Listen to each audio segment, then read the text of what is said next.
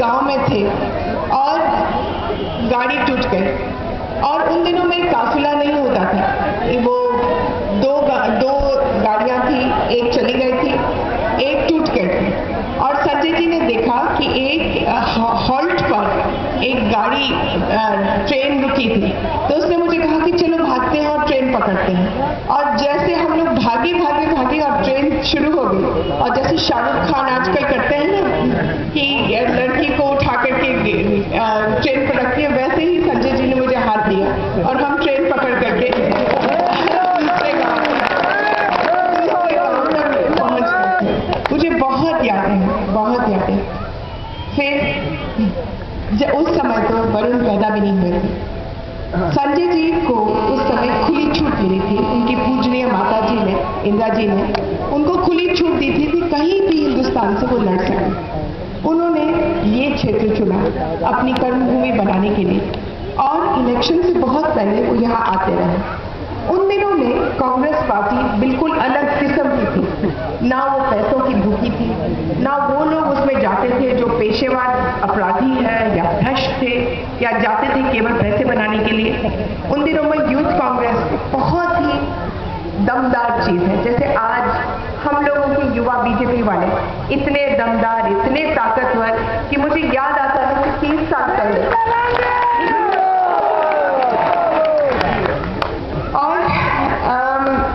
संजय जी को बहुत बड़े सपने थे इस इलाके के विकास के लिए। लेकिन जैसे उन्होंने काम शुरू किया और जैसे ही उन्होंने अपना क्या जिंदगी यहाँ पर शुरू करने के लिए कमर कस ली, तो उनका देहांत हुआ। एक दुखद घटना हुई और मेरा बेटा उन दिनों में केवल 100 दिन का था। जब मैं यहाँ वापस आई कुछ सालों के बाद, तो मेरा बेटा 4 साल का था। संजय मंच का जमाना था और उसे लाई थी अपने पिता की कर्मभूमि दिखाने के लिए। और उस समय मैंने वादा किया था कि मैं अगर वरुण लड़ेंगे या अगर अपनी कोई कर्मभूमि बनाएंगे तो इस क्षेत्र को बनाएंगे अपने पिता की तरह। मैंने आज वरुण अपने घर वापस आ गए, अपने पिता के घर वापस आ गए। मैंने असल बात ये है कि मैंने उनको कुछ नहीं बोला। मैंने कभी उनको ये नहीं बोला कि सुल्तान को वापस आना है, या मैंने उनके ऊपर जोर नहीं डाला कि बस इधर ही आपको इलेक्शन लड़ना है। सच तो बात यह है कि मुझे थोड़ा सा डर भी था, क्योंकि इतने दिग्गज हैं अगल बगल में जो कोई कसर छोड़ेंगे नहीं वरुण की जान के पीछे लेने की। तो आप भी समझ रहे हैं मैं क्या बोल रही हूँ। तो मैं थोड़ी सी डरी थी, लेकिन जिस तरीके से मैंने वरुण को बड़ा किया, पूजा से, कर्मठता से, एक हिंदू माँ की तरह जो मैंने उसको बड़ा किया, उसने अपने आप ही कहा कि मैं जाऊंगा सुल्तानपुर और मैं अपने पिता के यहाँ बसूंगा, यहाँ अपनी कर्मभूमि बना। मैं वरुण के बारे में कुछ बताना चाहती हूँ। पहले तो मैं माँ की तरह बोलूँगी। संजय जी के जाने के बाद जिंदगी में मुझे बहुत उतार चढ़ाव देखने पड़े। मेरे बेटे ने उन दिनों में एक दिन भी अपनी जिंदगी में मुझे तकलीफ नहीं दी। चट्टान की तरह, छोटी उम्र से चट्टान की तरह मेरे साथ खड़े रहे और मेरी ताकत बन गई। मैं दुनिया से लड़ती गई। मेरे पास और कोई नहीं था उन दिनों में, बस इतना विश्वास था कि जहाँ संजय है वहीं मुझे देख रहे हैं और मेरा बेटा बड़े होकर के संजय जी की जगह लेंगे। ये बस मुझे विश्वास था। पंडित नेहरू जी, श्रीमती इंदिरा गांधी जी और इनके पिता बहुत खुश होते अगर आज वरुण जी को देख पाते। आज मैं अपना बेटा आपको सौंप रही हूँ। वो भी अपने पूर्वजों की तरह एक सेवा की भावना लेकर के आपके बीच में आया है। वो एक ईमानदार, बड़े दिल वाला इंसान है और अपने पिता की तरह जबान का पक्का है। अगर संजय जी कुछ कहते थे तो पत्थर की लकीर, और आज वरुण जब बोलते हैं तो जो कहते हैं तो ही करेंगे। ये मैंने देखा है। ये संजय जी का अधूरा सपना पूरे तरीके से सुल्तानपुर को दिखाएंगे और उनके मन में ये है कि पिता की तरह कि सुल्तानपुर को देश के अग्रणीय क्षेत्रों में गिना जाए।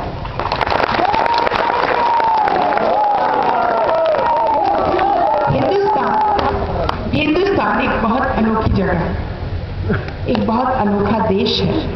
यहाँ हम पैसे वाले राजनेताओं, बाहुबलियों को बहुत जल्दी भूल जाते हैं। वैसे भी कुछ कम इज्जत करते हैं जब जिंदा भी हैं, लेकिन जब मर जाते हैं तो हमको 24 घंटे नहीं लगते हैं उनको भूलने में। हम उन लोगों को याद करते हैं जिनको हम लोग फकीर बोलते हैं, या जिन्होंने हमारे लिए सपने देखे हैं, या जिन्होंने अपनेपन से हमारे साथ घुल मिलकर। आज 30 साल से ज़्यादा हो गए संजय जी को गए, लेकिन हिंदुस्तान में मैं जहाँ भी जाती हूँ, जहाँ भी कहीं गई, यहाँ से केरल तक, कोई ना कोई ज़रूर मिलता है मुझे, जो मुझे कहता है कि अगर संजय जी होते तो इस देश की तस्वीर कुछ और होती। क्या और मुझे संजय जी की झलक अपने बेटे में दिखाई देती है। वही आग, ईमानदारी, जोश, वही अटूट देश प्रेम। वरुण पीलीभीत जब लड़े थे, मैंने उनके ऊपर दबाव डाल करके पीलीभीत को लड़वाया और मैं लड़वाया, और जब वो लड़े थे तो वो 3 लाख से ज़्यादा वोटों से जीते। आज भी पूरे क्षेत्र में, मंच के अगल बगल में हजारों लोग पीलीभीत से आए हैं सुल्तानपुर में वरुण के लिए आवाज उठाने। ये कितने लोगों के साथ होता है जब अपनी कॉन्स्टिट्यूएंसी बदलते हैं। वरुण के लिए क्यों हो रहा है? वरुण जब पीलीभीत में थे, उन्होंने गरीब लड़कियों की शादी करवाई, रोजगार में मदद की, बीमारी के वक्त उनके साथ खड़े रहे और उनकी मदद की, मंदिरों को, दुनिया भर के मंदिरों को बनवाया, सबको नाम से जानते हैं और सबकी जिंदगी में घुल मिल गए। जब मैं पीलीभीत गई तो उस जगह का नाम कोई नहीं जानता। मैं इतनी सुंदर जगह, इतने अच्छे लोग, लेकिन एक सड़क नहीं थी, शहर में पानी की टंकी तक नहीं थी, एक कॉलेज था, इंटर कॉलेज, पूरे 10 लाख लोगों, बच्चों की। आज पीलीभीत तरक्की के रास्ते पर है, और ये उसके बावजूद कि पिछले 10 साल हम पूरे उत्तर प्रदेश में इतनी मुश्किल से गुजरे हैं, क्योंकि दिल्ली से ना कांग्रेस की सरकार ने 10 साल में एक नया पैसा उत्तर प्रदेश में दिया है, और ना मायावती जी की सरकार और ना समाजवादी की सरकार। हम लोग पैसों से वंचित भी रहे, उसके बावजूद भी हर एक ने कोशिश की कि अपने क्षेत्र को आगे बढ़ाया जाए। हम लोग क्यों वोट देते हैं? आज अपने दिल के अंदर देखें, हम सब वोटर से पहले हम माँ बाप हैं। हम अपने बच्चों के लिए सपने देखते हैं। हम कोई बड़े बड़े सपने तो देखते नहीं कि भाई आसमान से तारे तोड़ करके लाए, हम छोटे सपने देखते हैं। लेकिन वो सपने क्या हैं? वो सपने ये हैं कि हमसे आगे हमारे बच्चे जाएं।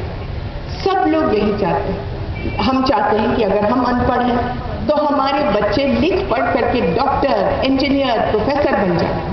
अगर हम लोग अंधेरे में बड़े हुए हैं तो हमारे बच्चों के घरों में रोशनी आए। अगर हम बीमार रहते हैं तो हमारे बच्चों के लिए अच्छे से अच्छे अस्पताल बने, कि अगर उनके शरीरों में कोई तकलीफ हो तो कोई ना कोई आए उनकी मदद करने के लिए। हम बहुत सारे छोटे सपने देखते हैं हमारे बच्चों के लिए, और हमारे पास एक ही हथियार है इन सपनों को पूरा करना। हमारी सरकार में, हमारे देश में इस तरीके से डेमोक्रेसी बनी है कि सांसद ठीक हो, विधायक ठीक हो, चेयरमैन ठीक हो, तो क्षेत्रफल खुल करके उठता है, और जब क्षेत्र उठता है तो उसमें हर घर के सपने पूरे हो जाते हैं। हम जब वोट देते हैं तो हम वोट देते हैं अपने बच्चों के लिए, अपनी जिंदगी को सुधारने के लिए। वरुण गांधी की जिंदगी नहीं बदलेगी वोट से। हम अपनी जिंदगी बदलने के लिए वोट दे रहे हैं। सुल्तानपुर प्रसिद्ध हो, प्रतिष्ठित हो। जब ये प्रसिद्ध और प्रतिष्ठित बन जाएगा, पूरे देश में नाम बन जाएगा, तो ये नाम बनने से आपने देखा है कि बहुत फायदा होता है।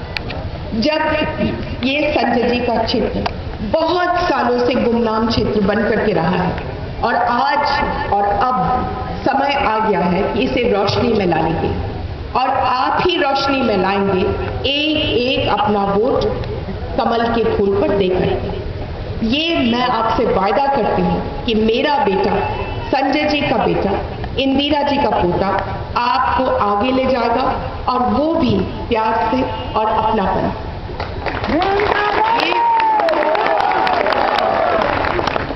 हम मोदी जी को क्यों चाहते हैं प्रधानमंत्री बनाने के लिए? ये कभी आपने सोचा? ना आप उनको जानते हैं, ना कभी आपने देखा है। लेकिन इस देश में लहर क्यों फैला है? तेजी से तूफान क्यों आ रहे हैं? मोदी तूफान क्यों आ रही है?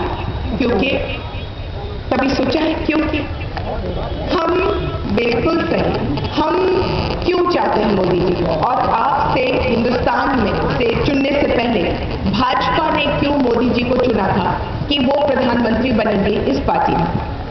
मैं आपको बताती हूँ, गुजरात में 15 साल पहले भूकंप में आधी से ज्यादा गुजरात टूट टाट करके तबाह हुई।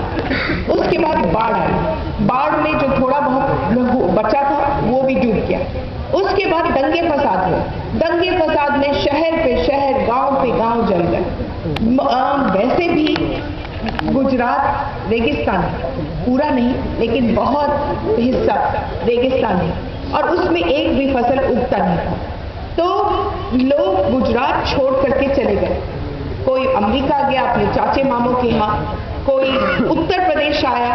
हमारे पीलीभीत में दुनिया भर के गुजराती आए और तंबुओं में सालों साल के लिए रहते थे नौकरी ढूंढते वक्त। अब इस बीच में जहां कुछ नहीं रहा गुजरात में, जहां गुजरात बिल्कुल डूब करके बिल्कुल लोग निराश हो गए थे, उस समय मोदी जी बन गए मुख्यमंत्री, और 15 साल के अंदर अंदर बिल्कुल शून्य से आज गुजरात अव्वल नंबर पर आ गया। और ये क्यों आया? 24 घंटे बिजली, बेशुमार स्कूल और कॉलेज, हर सड़क पक्की, हर 1.5 लाख तालाब किसानों के लिए, 12 मासीय पानी, और आज जहां शून्य, जहां कुछ उगता नहीं था, आज 3 फसलें उगती हैं किसानों के लिए। अब कोई गुजराती उत्तर प्रदेश नहीं आता नौकरी ढूंढने के लिए।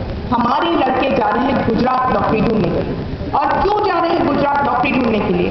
क्योंकि एक उद्योगपति ने बाकी हिंदुस्तान में कारखाना बंद करके, खास करके उत्तर प्रदेश में बंद करके सब भाग गए गुजरात। और क्यों ना भागे? 24 घंटे बिजली, पक्की सड़कें, और सबसे बड़ी बात, रिश्वतखोरी नहीं है। ये जादू कैसे हुआ? नाम तरक्की का जादू है कि जादू जो हुआ। मोदी जी के पास कोई जादू की छड़ी नहीं जो उनसे छू मंतर काली कंतर करके सब कुछ ठीक करे। केवल एक जादू उन्होंने चलाया, और वो था कि रिश्वतखोरी बंद की। मोदी जी और उनके मंत्रियों ने अगर 10 रुपए आए औरतों की पेंशन के लिए तो 10 के 10 रुपए वहां। अगर 100 रुपए आए शिक्षा के लिए तो 100 के 100 रुपए लग गए स्कूल कॉलेज में। अगर 1000 रुपए आए सड़कों के लिए तो आज वहां की सड़कें विदेश के सड़कों से भी अच्छी हुई, क्योंकि सारा पैसा वहां लग गया। और जब मोदी जी ने रिश्वत नहीं लिया तो उनके मंत्रियों ने रिश्वत नहीं ली, और जब मंत्री रिश्वत नहीं लेते तो संतरी भी रिश्वत नहीं लेते। कोई ना पटवारी, ना लेखपाल, ना पुलिस वाला, ना बाबू, सबको ईमानदार बनना पड़ा। हम उत्तर प्रदेश वालों को देखिए, एक वक्त था कि हम गर्व से कहते थे कि हम उत्तर प्रदेश के सांसद हैं। ये प्रदेश जिसने हिंदुस्तान को आजादी दिलवाई, जिसकी चिंगारी लखनऊ से शुरू हुई, जिसके औरतें इतने ताकतवर, जिनके नौजवान देश के सबसे अक्लमंद, जिनके किसान इतने मेहनती और ईमानदार हैं। पूरे देश में पंजाब से ज्यादा उत्पाद यहाँ उत्तर प्रदेश से निकलता है। जो प्रदेश में हमारे पास नदियां हैं, मौसम सही है, जंगल है, सब कुछ, लेकिन ये प्रदेश में हम लोग किस चीज से मारे गए?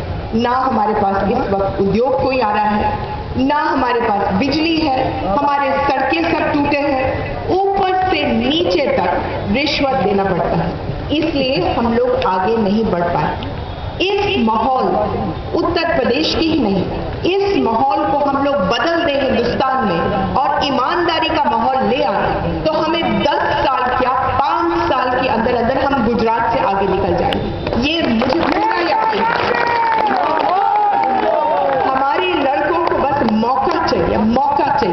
कि वो अब आगे बढ़े। और ये तब आगे बढ़ सकते हैं जब सरकार व्यवस्थाएं बनाए। हम लोग कितने भी सपने अपने बच्चों के लिए देखें, लेकिन वो सपने अधूरे तब रहते हैं जब तक सरकार 3 चीजें नहीं देती है, बिजली, सड़कें और शिक्षा। ये 3 चीजें दें तो बाकी सब हम लोग अपने आप संभाल लेंगे। बात सही है कि नहीं? और वही चीज के लिए हम लोग मोदी जी को चाहते हैं, हम लोग भाजपा की सरकार। आज मैं आपसे कहती हूं कि हम वोट देंगे कमल के फूल पर। और क्यों देंगे? एक साधारण सी बात है, लक्ष्मी के हाथ में हमेशा कमल का फूल होता है। आज हम ये जो लक्ष्मी चंद लोगों के जेब में पिछले 10 साल से फंसी हुई है, इनके भ्रष्टाचार में लक्ष्मी को ही इन लोगों ने मारा। हम उस लक्ष्मी को कमल का फूल इस्तेमाल करके पूरे देश में फैला करके घर घर में पहुंचाना चाहते हैं। आज सुल्तानपुर में मैं अपने घर आई हूं, पति के घर आई हूं, पति की कर्मभूमि पर आई हूं। मुझे गर्व है कि मेरे बेटे ने ये चुना, ये जगह चुनी। और मुझे उससे भी ज्यादा गर्व है कि आपने उनको इतनी जल्दी इतना प्यार दे करके, इतने अपनापन से आपने उनको अपने घर में बसा लिया, जैसे आपने उनसे पहले उनके पूर्वज। मैं खत्म करने से पहले मैं धन्यवाद देना चाहती हूँ हमारे जो बड़े बड़े नेतागण हैं, जिन्होंने 2 महीने से जान लगा करके इस मोड़ पर हम लोग आ गए हैं कि चुनाव एक तरफा है। एक तरफा है ना? इसमें दो कोई राय तो नहीं है। मैं आपसे इतना ही वायदा करती हूँ एक माँ की तरह कि वरुण आपकी उम्मीदों पर खरे उतरेंगे। ये मेरा वायदा है।